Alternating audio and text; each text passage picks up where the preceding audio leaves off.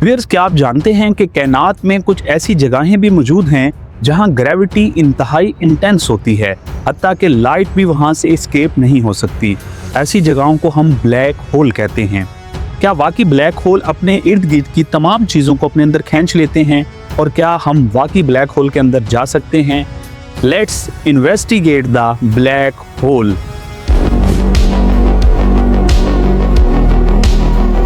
अच्छा, सबसे पहले हमें ब्लैक होल की इन्फॉर्मेशन को समझना होगा। स्टार जब अपनी लाइफ की लास्ट स्टेजेस पर होते हैं तो उनका न्यूक्लियर फ्यूल खत्म हो जाता है, और जब न्यूक्लियर फ्यूल खत्म होता है तो उनका जो आउटवर्ड प्रेशर होता है वो कम होना शुरू हो जाता है। आउटवर्ड प्रेशर जैसे ही कम होता है तो स्टार कोलैप्स होना शुरू होता है, और स्टार के कोलैप्स होते ही उसका सारा का सारा मास एक डेंस पॉइंट पर इकट्ठा होता है, और इस प्रोसेस को हम स्टेलर कोलैप्स बोलते हैं। नासा के साइंटिस्ट के मुताबिक ये जो डेंस और मैसिव किस्म का पॉइंट है, इसको हम सिंगुलैरिटी पॉइंट कहते हैं, और सिंगुलैरिटी पॉइंट पर आकर लॉज ऑफ फिजिक्स वर्क करना ही छोड़ जाते हैं। इस पॉइंट पर ग्रेविटी इतनी स्ट्रॉन्ग होती है इवन दैट कि लाइट भी इससे एस्केप नहीं कर सकती। और आपको पता होना चाहिए कि ब्लैक होल कोई ब्लैकिश किस्म की चीज़ नहीं है, बल्कि इसकी इमेज की फॉर्मेशन हो ही नहीं पाती, क्योंकि इमेज फॉर्मेशन के लिए लाइट का उस ऑब्जेक्ट से टकराकर वापस आना ज़रूरी होता है। स्ट्रॉन्ग ग्रेविटी के बायस ये लाइट वापस आती ही नहीं है, जिसकी वजह से हमें ब्लैक होल का इंटीरियर पार्ट ब्लैक नज़र आता है, क्योंकि लाइट वहाँ से रिफ्लेक्ट बैक होकर वापस ही नहीं आ रही होती। अगर आप देखें तो ब्लैक होल के इर्द जो क्लाउड फॉर्मेशन आपको नजर आती है, इस पॉइंट को हम बोलते हैं इवेंट होराइजन। इवेंट होराइजन ऐसी बाउंड्री होती है जिसको हम बोलते हैं the point of no return. अभी ये वो लास्ट बाउंड्री होती है जहां से कोई चीज अगर उससे आगे चली जाए तो उसका रिटर्न होना नामुमकिन होता है, चाहे वो लाइट हो, चाहे वो कोई स्पेसशिप हो या फास्ट मूविंग पार्टिकल।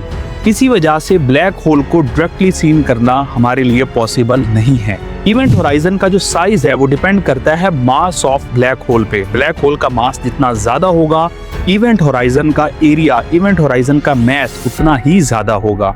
अगर हम ब्लैक होल के साइज की बात करें तो सबसे बड़े जो ब्लैक होल्स होते हैं उनको हम बोलते हैं सुपर मैसिव ब्लैक होल्स, और हैरानगी की बात यह है कि इनका साइज मिलियन ऑफ सन्स के बराबर होता है, और तकरीबन हर गैलेक्सी के सेंटर में एक सुपर मैसिव ब्लैक होल पाया जाता है। गैलेक्सी के तमाम प्लैनेट्स एंड स्टार्स इसी सुपर मैसिव ब्लैक होल के गिर्द घूम रहे होते हैं। अब हमारी जो अपनी गैलेक्सी है, जिसे हम मिल्की वे गैलेक्सी कहते हैं, मिल्की वे गैलेक्सी के सेंटर में भी एक सुपर मैसिव ब्लैक होल मौजूद है, जिसे हम सैजिटेरियस ए कहते हैं। अब जरा बात करते हैं टाइम और ग्रेविटी के इफेक्ट की, कि किसी ब्लैक होल के गिर्द ये दोनों क्वांटिटीज किस तरह से वर्क करती हैं। आइंस्टाइन की थ्योरी ऑफ रिलेटिविटी के मुताबिक जो ग्रेविटी है वो स्पेस और टाइम को बेंड कर सकती है, और आप जानते हैं कि ग्रेविटी का जो इफेक्ट है वो ब्लैक होल के करीब बहुत ज़्यादा इंटेंस होता है।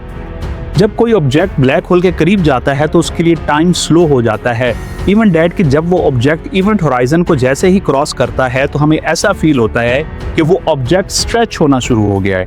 अब उस ऑब्जेक्ट के स्ट्रेच होने के प्रोसेस को हम बोलते हैं स्पैगेटिफिकेशन। यहाँ पर सवाल ये पैदा होता है कि साइंटिस्ट आखिर किस तरह से किसी भी ब्लैक होल की एग्जिस्टेंस को कंफर्म करते हैं। ब्लैक होल की एग्जिस्टेंस 3 स्टेप से की जाती है, जिससे सबसे पहला स्टेप है कि हम वहाँ पर ये नोट करते हैं कि अगर कोई प्लैनेट किसी इनविजिबल ऑब्जेक्ट के गिर्द अगर रिवॉल्व कर रहा है तो देयर इज अ चांस कि वहाँ पर कोई ना कोई ब्लैक होल एग्जिस्ट कर रहा हो। दूसरा प्रोसेस ये है कि ब्लैक होल की स्ट्रॉन्ग ग्रेविटी की वजह से उस स्टार की जो रिमेनिंग गैसेज होती हैं वो गैस आयोनाइज होती हैं, और आयोनाइजेशन की वजह से वो एक्स रेज इमिट करती हैं। तो हम यहाँ से strong X ray detector telescopes लगाकर उन एक्स रेज पैटर्न को डिटेक्ट करते हैं और कंफर्मेशन करते हैं कि यहाँ पर कोई ब्लैक होल एग्जिस्ट करता है या नहीं करता। तीसरा प्रोसेस ये है कि जब कोई 2 ब्लैक होल्स आपस में मर्ज होते हैं तो उनके मर्ज होने की वजह से स्ट्रॉन्ग किस्म की ग्रेविटेशनल वेव्स पैदा होती हैं, जो through out the space time fabric के अंदर ट्रेवल करती हैं। अब ये जो ग्रेविटेशनल वेव्स होती हैं, इनको हम 2 मेजर लेबोरेटरीज, एक लीगो और दूसरी विर्गो, इनके जरिए से डिटेक्ट करते हैं। इनमें से एक लेबोरेटरी यूएसए में एग्जिस्ट करती है और एक लेबोरेटरी इसमें इटली में एग्जिस्ट करती है। इन दोनों लेबोरेटरीज का काम कायनात के अंदर मौजूद डिफरेंट ग्रेविटेशनल वेव्स को ऑब्जर्व करना और उसके ओरिजिन का पता लगाना है।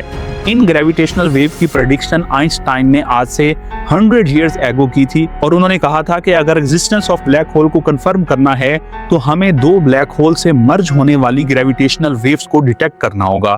और 2017 के अंदर फर्स्ट टाइम हमने ग्रेविटेशनल वेव्स को ऑब्जर्व किया जो दो ब्लैक होल की कुलियन से पैदा हुई। अगर हम देखें तो नासा के साइंटिस्ट अभी भी ब्लैक होल पर इन्वेस्टिगेशन कर रहे हैं क्योंकि सबसे मिस्टीरियस ऑब्जेक्ट में से ये एक है। लेट्स सपोज कोई पार्टिकल, कोई स्पेसशिप या इवन डेट की लाइट या कोई इंफॉर्मेशन अगर ब्लैक होल में इन होती है तो वो आउट नहीं हो सकती due to its strong gravity, और ये सारा कुछ सिंगुलैरिटी पॉइंट पे हो रहा होता है। अब सिंगुलैरिटी पॉइंट को एक्सप्लेन करना हमारे लिए बहुत मुश्किल हो जाता है। जस्ट इमेजिन कि पूरे स्टार का मास बहुत छोटी जगह पर इकट्ठा हो गया है, और जब बहुत ज्यादा मास किसी एक जगह पे इकट्ठा हो जाए तो वो बहुत स्ट्रॉन्ग किस्म का ग्रेविटेशनल इफेक्ट पैदा करता है। इस ग्रेविटेशनल इफेक्ट की वजह से ना तो कोई इंफॉर्मेशन बाहर आ पाती है, ना कोई स्पेसशिप बाहर आ पाएगा, और ना ही लाइट यहाँ से एस्केप हो सकती है। और जब लाइट एस्केप ही नहीं होती तो वहां से किसी किस्म की इंफॉर्मेशन का बाहर आना हमारे लिए मुमकिन नहीं है। तो इसी को हम ब्लैक होल कहते हैं। नासा के साइंटिस्ट अभी भी ब्लैक होल पे रिसर्च कर रहे हैं कि आखिर इस सिंगुलैरिटी पॉइंट के बाद क्या चीज एग्जिस्ट करती है।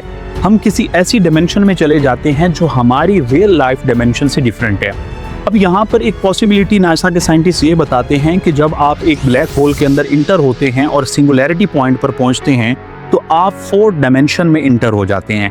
अब जब आप 4 डायमेंशन में इंटर हो जाते हैं तो वहां पर आपके लिए 2 सिचुएशन हो सकती हैं, या तो आप अपने ही यूनिवर्स के पास्ट में चले जाएंगे या तो अपने ही यूनिवर्स के फ्यूचर में चले जाएंगे।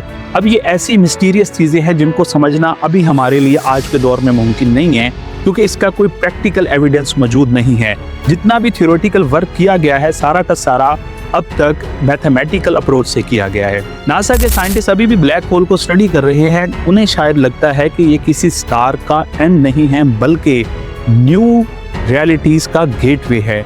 शायद ये इख्तिताम नहीं, किसी नए आगाज की कहानी है, और यही चीजें हैं जो ब्लैक होल को the most mysterious object of the universe बनाती हैं। उम्मीद है आपको ये वीडियो बहुत पसंद आई होगी और ब्लैक होल के बारे में जो आपके कॉन्सेप्ट्स हैं वो क्लियर हुए होंगे।